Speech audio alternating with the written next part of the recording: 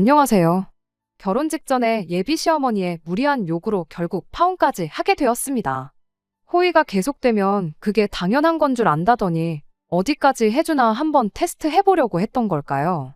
결혼을 약속했던 남자친구는 제가 어릴 적부터 알고 지냈던 사이였어요. 동네가 워낙에 좁았다 보니 가족들끼리도 서로 얼굴 정도는 아는 사이였습니다만 그렇게 가까운 사이는 아니었죠. 학교다 뭐다 해서 저도 남자친구와는 거의 연락도 주고받지 않는 사이가 되었고, 대학 가면서 저희 가족들까지 같이 이사를 가게 되면서 아예 연락도 끊어지게 되었어요. 그러다 몇 년 전 남자친구가 저희 회사로 이직을 해오게 되면서 그때 다시 재회를 하게 되었습니다. 인연도 이런 인연이 있냐며 정말 신기해했죠. 낯을 가리는 성격 때문인가 남자친구가 회사에서 저한테 의지를 많이 했어요. 그래봐야 아는 사람 없다고 점심시간에 같이 밥 먹고 그러는 정도였는데 둘이 자주 붙어 다니니까 수군거리기 좋아하는 사람들이 회사에 이상한 소문을 내기 시작했던 거죠. 회사 문화 자체가 사내 연애를 워낙에 반기지 않는 분위기라 결국 문제가 생기게 되었어요. 당사자인 저희들이 그런 게 아니라고 해도 수많은 사람들이 그렇다고 믿고 있는데 해명을 한들 통하지가 않더라고요. 그래서 결국 제가 회사를 그만두기로 결정했어요. 남자친구 집안 형편이 안 좋다는 걸 기억하고 있었어서 남자친구 출세길 막고 싶지 않아서 그런 결정을 내린 건 아닙니다. 아닌 게 아니라 그때쯤 제가 회사 생활 자체에 엄청 환멸을 느끼고 있었거든요. 그런데 직장 동료라는 사람들까지 자기들 재밌으라고 저러고 있으니 어찌저찌 해명해서 넘어간다고 한들 인간들한테 정이 떨어져 회사에 정을 붙일 수 있는 상황이 아니었어요. 게다가 제가 마침 사업을 구상 중이었거든요. 당시 어깨너머로나마 2년 전부터 제과제빵을 배우면서 언젠가 제 베이커리를 열어야겠다 생각하고 있었고 언제쯤이 좋을까 고민하던 때였던지라 지금이 아니면 앞으로 평생 기회가 오지 않을 거라 생각해서 과감하게 시작을 하게 되었습니다. 회사를 그만두던 날 남자친구가 저한테 엄청 미안해하는 눈치였어요. 신경 쓸 거 없다고 오히려 나한테는 좋은 기회라고 생각하고 있으니 미안해할 거 없다고 그렇게 한마디 했죠. 물론 사업이라는 게 말처럼 쉬운 게 아니다 보니 두려움이 크긴 했지만 망할 때 망하더라도 해보지 않은 걸 가지고 평생을 후회 속에 사는 것보다 이게 낫다 싶었습니다. 그렇게 반년 정도 준비를 하고 제 가게를 열게 되었어요. 당시 남자친구가 저한테 미안한 마음이 남아있던 건지 매일같이 매상 올려준다고 저희 가게에 놀러 왔었죠. 다행히 오픈하고 2달 정도 지나서 슬슬 좋은 반응이 오기 시작했습니다. 그러면서 그때 남자친구와 연애를 시작하게 되었죠. 이럴 거면 진작에 그냥 회사에서부터 사귈 걸 그랬다느니 하는 농담도 주고받았었어요. 아무튼 이미 둘 다 나이도 어느 정도 찬 상태였기 때문에 결혼을 염두에 둔 진지한 사이로 만났습니다. 그렇게 1년 정도를 만난 뒤 남자친구가 이제 같이 살자며 저에게 청혼해 왔습니다. 저도 어느 정도는 예상하고 있었기 때문에 기쁜 마음으로 그 청혼을 받아들였고요. 결혼 준비를 시작하고 의외로 돈 문제는 생각할 게 많이 없었어요. 남자친구 집안 형편이 안 좋은 건 이미 어려서부터 알고 있던 사실이었다 보니 남자친구가 가장 노릇한다고 돈도 그다지 많이 모아놓지 못했을 거라 생각했는데 취직한 이래로 집에 생활비 한 번 뗀 적이 없었다더라고요. 모아놓은 돈도 2억이 넘는 상황이었고요. 오히려 가게 차린다고 모아놓은 돈을 다 써버린 제가 남자친구한테 의지를 해야 하는 상황이었던 겁니다. 물론 가게 권리금에 이래저래 계산해보면 반반 결혼하는 거나 마찬가지지만 당장 모아놓은 돈이 없었으니 말이죠. 그런데 결혼이라는 게 돈이랑 두 사람 서로 사랑하는 마음만 가지고 할 수 있는 게 아니더라고요. 저와 남자친구가 결혼해서 가정을 이루는 게 가장 크긴 하겠지만 각자의 가족들도 한 가족이 되는 거잖아요. 그런데 하마터면 제 시어머니가 될 뻔했던 남자친구의 어머니가 아주 문제였어요. 어렸을 때 한 동네 살았고 동네가 좁았지만 남자친구네 어머니가 저희 집은 물론이고 다른 집들과 잘 못 지냈던 이유가 하나 있어요. 어려운 가정 형편도 그렇지만 그 집 소문이 참 안 좋았었거든요. 당시 남자친구의 어머니는 남자친구 아버지와는 별거 상태였습니다. 그리고 그때 당시 남자친구 어머니 집에 들락거리는 분이 계셨다고 해요. 사람들이 알기로는 그게 남편, 그러니까 남자친구 아버지의 절친한 친구라고 알고 있었고요. 심지어 가정도 있었다 하니 얼마나 소문이 안 좋았겠나요. 남편 절친과 눈 맞은 것도 모자라 이젠 살림까지 차려놓고 첩질을 한다나 뭐라나요. 그런데 그게 다 오해였습니다. 사실 절친의 배우자랑 바람이 난 건 아버님이었고 그때 당시 그분은 원만한 합의를 위해 어머님 댁에 들락거렸던 거였대요. 이혼하면서 양육비며 재산 분할이며 다 받아서 그 뒤로 쭉 혼자 몸으로 남자친구를 키우셨다네요. 다만 어머님이 그 양육비와 분할받은 재산을 믿고 직장을 따로 구하지 않은 게 문제였던 거죠. 남자친구가 대학교에 진학하면서부터는 학비 일부와 생활비를 직접 벌어서 썼답니다. 그런데도 불구하고 어머님이 모아놓은 돈이 거의 안 남은 상황이 찾아와서 전세금을 빼서 이모님 집으로 들어가서 살고 있는 상황이라나요.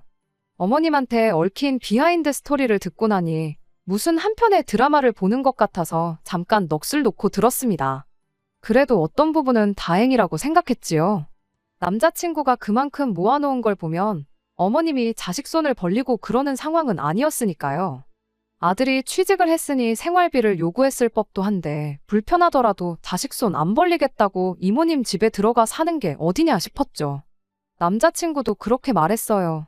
어머니는 계속 이모님하고 사실 것 같으니 크게 걱정할 필요는 없겠다고요. 그런데 직접 사람을 겪게 되니 상황이 생각했던 것처럼 돌아가진 않더군요. 양가 부모님께 서로를 인사시키기로 했던 때였습니다. 남자친구를 저희 집에 먼저 인사를 시켰고 저희 어머니께서 저희들 주머니 사정을 어느 정도 알고 계셨다 보니 집으로 초대해서 직접 식사를 준비해 주셨습니다. 네 사람 분위기 좋은 데서 사 먹으면 돈 20만 원은 우습게 나온다고 거기에 커피니 디저트니 이런 거 생각하면 돈 꽤나 나간다고 저희를 배려해 주신 거였죠. 하지만 남자친구의 어머니는 이왕 먹을 거면 좀 비싼 것 좀 먹어보자는 말을 하셨답니다. 이모님 집에 방 하나 얻어서 살고 계신다 하니 집에 초대받는 것까진 기대도 안 했지만 인당 20만 원 밑으로 가는 건 먹고 싶지 않다며 무조건 최고급을 외쳐대시는 게 솔직히 부담스러웠어요. 저희도 연애하면서 아무리 데이트니 기념일이니 챙겨도 그렇게 좋은 곳을 가본 적이 없었거든요. 그래도 워낙에 고집을 부리는데 어쩔 수 없었고 결국 어떻게 해서 2달 만에 호텔 식당을 예약할 수 있었습니다. 덕분에 2달 동안 그 어떤 결혼 준비도 시작 못하고 허송세월을 보내야 했던 건 말할 것도 없고요. 아무튼 약속 시간이 돼서 자리에 도착을 했는데 남자친구의 어머니는 혼자가 아니셨어요. 우연찮게 모르는 사람과 동시에 레스토랑 안으로 들어오신 줄 알았는데 남자친구가 들어오는 어머님을 보더니 이모까지 같이 왔네 하면서 혼자 중얼거리더라고요. 남자친구 어머니가 이모님을 데리고 오셨던 거죠. 제가 3사람밖에 예약을 안 해서 어떡하냐고 난처해하자 남자친구 어머니가 한다는 소리가 돈을 더 벌게 해준다는데 안 될 게 뭐가 있겠냐며 직원분을 불러 어깃장을 부리기 시작했어요. 그런데 그 레스토랑은 딱 그날 정해진 인원수만큼 재료를 수급해와서 정해진 만큼만 음식을 내는 그런 곳이었습니다. 직원이 당일 인원 추가는 불가능하다며 난감해했어요. 코스 요리를 4명이서 나눠 먹으면 안 되냐고 억지도 부리셨지요. 결국엔 어쩌지 레스토랑 측에서도 그럼 남는 자투리 재료들로 어떻게든 코스를 짜주겠다고 제안을 해왔는데 남자친구 어머니가 그건 또 싫다고 거절을 하셨어요. 미쳤다고 비싼 돈 내고 찌꺼기로 만든 음식을 먹겠냐고 그냥 1명 빠지고 원래 예약했던 대로 셋이서만 식사하겠다 그렇게 한마디 하시더군요. 상황이 그랬다 보니 당연히 불청객이었던 남자친구의 이모님이라는 분이 자리를 비우시는 게 상식적으로 맞다고 생각했는데 남자친구 어머니가 남자친구한테 한다는 말이 네 여자친구 인사시키는 건데 너까지 뭐가 필요 있냐면서 당신 아들 그러니까 남자친구 보고 1층에 있는 카페 가서 기다리고 있으라고 하더군요. 정말 충격적이었는데 그 상황에 남자친구가 알겠다 하고 저한테 잘하고 오라며 인사 한마디 건네더니 진짜로 레스토랑을 나가버렸습니다. 남자친구가 자리에서 일어서자마자 2사람의 질문이 바로 시작되었어요. 마치 취직하던 당시 압박 면접을 하던 자리 같았습니다.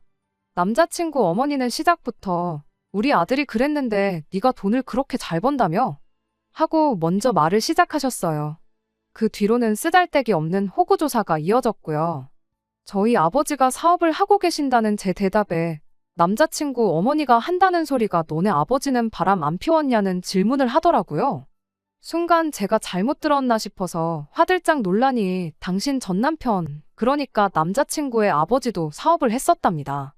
형편어려운 친구 도와준다고 지 친구 마누라를 위해 회사에 자리 하나 만들어주고는 그날부로 둘이 바람이 나가지고는 사장실 문 닫아놓고 좋다고 물고 빨고 하다가 처자식 버리고 새 살림 차렸다 하는 이야기를 하는 겁니다. 옆에서 이모님이 원래 사업하는 양반들이 일 핑계대고 그렇게 바람을 핀다지 않냐면서 아마 니네 아버지도 지금은 몰라도 한참 젊을 때는 여자 여러 명 거느리고 있었을 거다 하면서 둘이 깔깔대더라고요. 두 사람이 얼마나 죽이 잘 맞는지 서수남 하청일이 따로 없었습니다. 아무튼 지리한 호구조사가 끝나고 이젠 이모님이 바톤을 이어받아 질문을 쏟아내기 시작했어요. 이모님의 질문은 좀 더 현실적인 질문이긴 했지만 대답하기 껄끄러운 것들 뿐이었습니다. 가게 하는데 매상은 얼마나 나오는지, 뗄 거 다 떼고 나면 제 주머니에 돈은 얼마나 들어오는지 하는 경제적인 것들이요.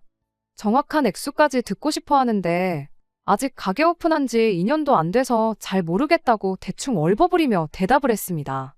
그랬더니 남자친구가 말하길 제가 엄청 돈을 잘 번다고 했다고, 결혼하고 나면 네 시어머니 용돈이랑 생활비는 넉넉하게 드려야 한다고 그렇게 말을 하는 거 아니겠어요?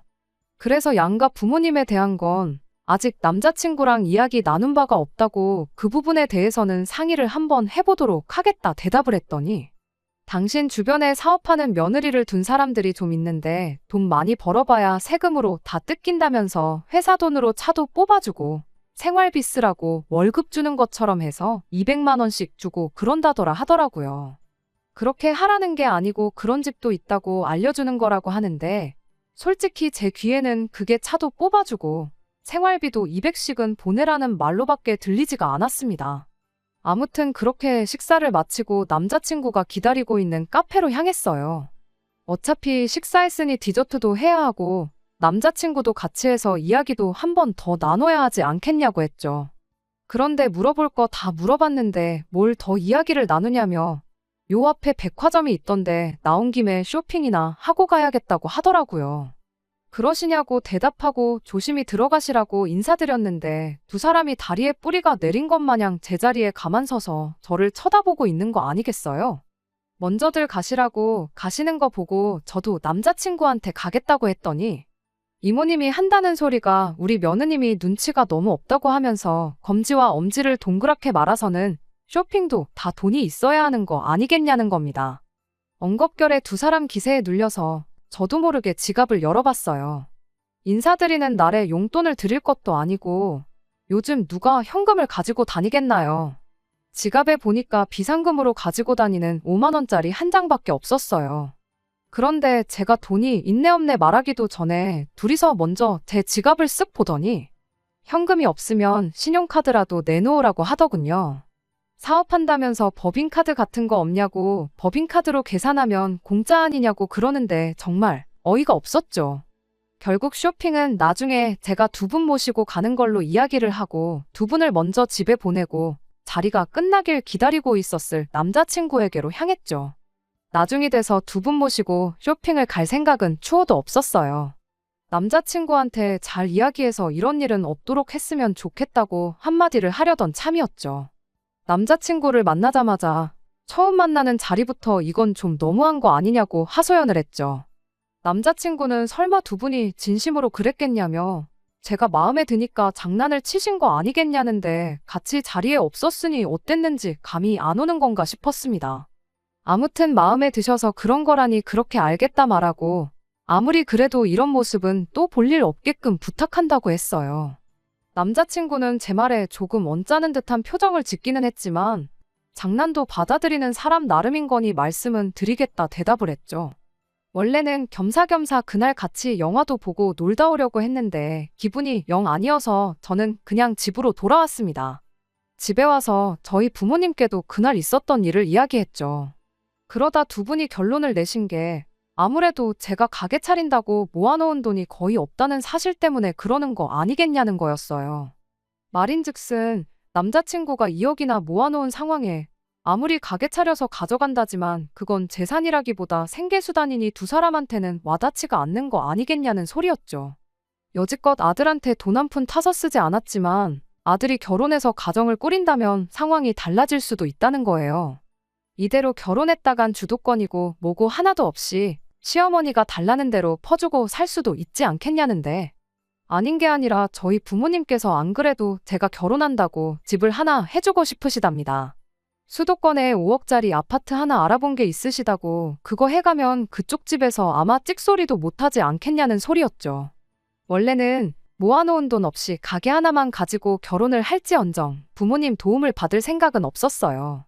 그냥 형편닿는 대로 남자친구 돈으로 전세 하나 구해서 차츰차츰 집을 넓혀나갈 계획이었죠. 남자친구도 자기 혼자 힘으로 다 해가는 건데 저도 똑같이 그러고 싶었거든요. 그런데 막상 해주신다니 귀가 솔깃하긴 하더라고요. 부모님께선 그냥 해준다는 집 받아다가 그 집에 살림 차리고 주도권 잡고 살라고 하셨는데, 그렇게 되면 남자친구가 모아놓은 돈 2억이 그냥 놀게 되는 거나 마찬가지다 보니 차라리 그럼 두 사람 돈을 합치고 대출도 좀 받아가지고 아예 신혼집을 강남 인근으로 구하면 어떨까 하는 욕심이 생겼습니다. 그 편이 미래의 투자 가치도 있고 여러모로 제 가게나 남자친구 회사까지 접근성 면에서도 훨씬 좋았으니까 말이죠.